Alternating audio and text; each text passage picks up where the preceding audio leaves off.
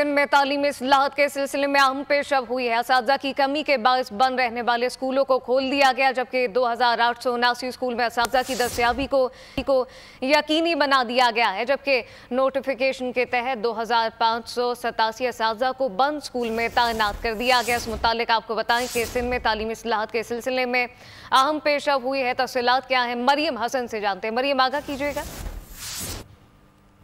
तालीम में महकमा तालीम सिंध ने जो है अहम इस्लाहात की हैं। असातिज़ा की कमी की वजह से बंद रहने वाले स्कूल्स को जो है वो खोल दिया गया है और उन तकरीबन 2800 से ज़ायद असातिज़ा को तमाम बंद स्कूल्स में तैनात करके उन तमाम स्कूल्स को जो है वो खोल दिया गया है।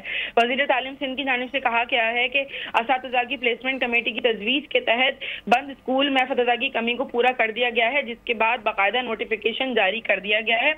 याद रहे कि असातिज़ा की तैनाती उनके रिहायशी ताल्लुकात में जो है वो की गई है। पसमानदा इलाके के बंद तकरीबन 159 स्कूल्स का मामला अदालत में ज़ेरे इल्तवा था, लेकिन अदालती हुक्म के बाद जो है अब तमाम स्कूल्स को खोल दिया गया है। तकरीबन सिंध में मेरिट पर 60,000 से ज़ायद भर्तियों की मदद से जो है तमाम स्कूल्स को खोला गया है। तमाम स्कूल को खोल दिया गया है। मरियम हसन, बहुत शुक्रिया। सब्सक्राइब करें और बेल दबाएं ताकि कोई खबर रह न जाए।